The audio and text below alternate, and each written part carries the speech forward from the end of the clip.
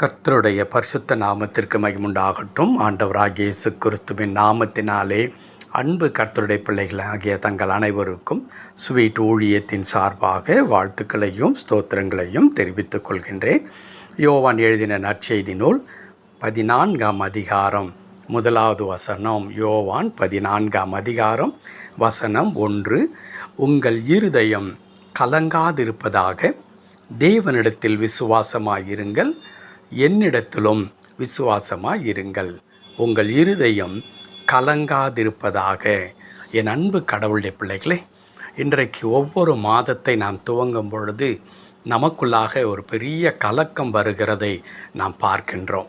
கடந்த மாதத்தை நான் எப்படியோ சமாளித்து வந்துவிட்டேன், இந்த மாதம் எப்படி இருக்கப் போகிறது என்ற அங்கலாய்ப்பு நம்முடைய இருதயத்தை சூழ்ந்து கொள்ளுகின்றது.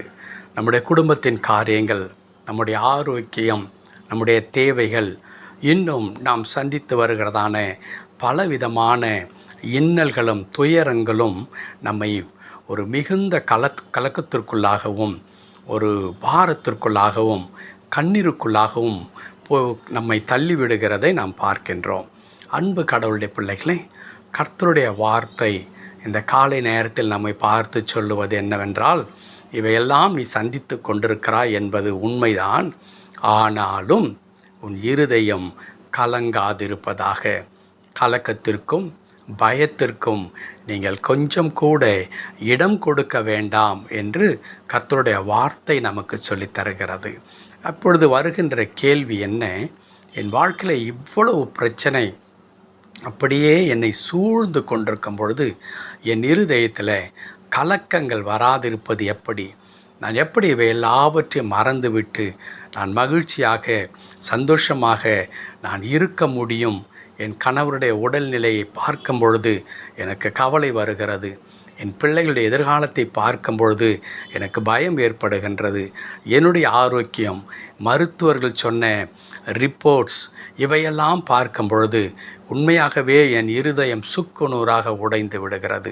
மேலும் எங்களை நெருக்குகின்றதான பண கஷ்டங்கள், வியாபாரத்தில், தொழிலில் ஏற்படுகிறதான நஷ்டங்கள், இன்னும் அநேகர் எங்களுக்கு விரோதமாக செய்கிற சதிகள், இவையெல்லாவற்றையும் நினைக்கும் பொழுது எங்களுக்கு கலக்கம் வருகிறது என்று நாம் எண்ணுவது இயல்பான ஒன்றாக இருக்கிறது.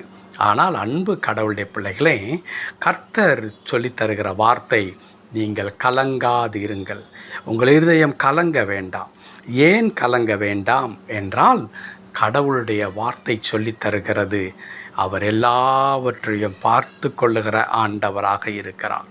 அவர் எல்லாவற்றையும் பார்த்து கொள்ளுகின்ற ஆண்டவர். அவரை மீறி நம்முடைய வாழ்க்கையில் ஒன்றும் நடக்கவே நடக்காது. அவர் நம் கூட இருக்கின்றார். அவர் நம் கூட இருந்து நம்மை ஒவ்வொரு மாதமும் நடத்தி கொண்டுதான் இருக்கின்றார். சிந்தித்து பாருங்கள், 24வது ஆண்டை, அதாவது 2024ஆம் ஆண்டை துவங்கும் பொழுது இதே பயம் நமக்கு இருந்ததல்லவா? இந்த புதிய ஆண்டு எனக்கு எப்படி இருக்க போகிறது என்று. ஆனால் என்ன நடந்தது? 7 மாதத்தை கடந்து வந்து விட்டோமே. இந்த 7 மாதமும் நம்முடைய பலத்தினாலே இது நிகழ்ந்ததா என்றால் இல்லவே இல்லை. இந்த புதிய வருடத்திற்குள்ளாக கொண்டு வந்த கடவுள்தான் நம்மை நடத்தி கொண்டு வந்திருக்கிறார். இன்னும் இந்த 7 மாதம் நடத்தின கடவுள் இந்த 8வது மாதத்தில் ஒருவேளை நம்ம கைவிட்டு விடுவாரா? இல்லை, உனக்கு நான் உதவி செய்ய மாட்டேன் என்று சொல்லி விடுவாரா? நிச்சயமாக அழைத்த தேவன் உண்மையுள்ளவர்.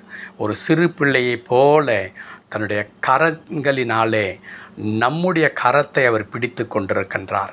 எப்படி ஒரு காற்றாட்டு வெள்ளத்தை ஒரு தந்தை தன் பிள்ளையின் கையை பிடித்து கொண்டு இக்கரையிலிருந்து அக்கறைக்கு பத்திரமாய் கொண்டு சேர்ப்பாரோ, அதே வண்ணமாக இந்த மாதம் முழுவதையும் நடத்துவதற்கு அவர் நம்முடைய கரத்தை பற்றி கொண்டிருக்கிறார். அந்த கரம் பராக்கிரமம் நிறைந்த கரம். அந்த கரம் மகிமையான காரியங்களை செய்கிற கரம். அந்த கரம் இல்லாதவைகளை நமக்கென்று இருக்கிறவைகளாக அழைக்கிற கரமாக இருக்கிறது. ஆகையால் தான் இந்த வசனத்தினுடைய இறுதி பகுதி சொல்லுகிறது, நீங்கள் என்னிடத்தில் விசுவாசமாயிருங்கள்.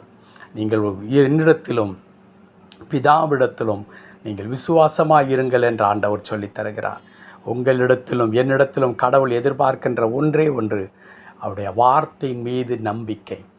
ஆண்டவர் கொடுத்திருக்கிற வார்த்தையை நான் அப்படியே என் வாழ்க்கையில் நான் உரிமையாக்கி கொள்ளுகிறேன், சொந்தமாக்கி கொள்ளுகிறேன், இதன்படியே கர்த்தர் என்னை நடத்துவார் என்று சொல்லி நீங்கள் அப்படியே நம்பும் பொழுது கர்த்தருடைய மகிமை நம்முடைய வாழ்க்கையில் வெளிப்படும். அற்புதங்களை கடவுள் செய்வார்.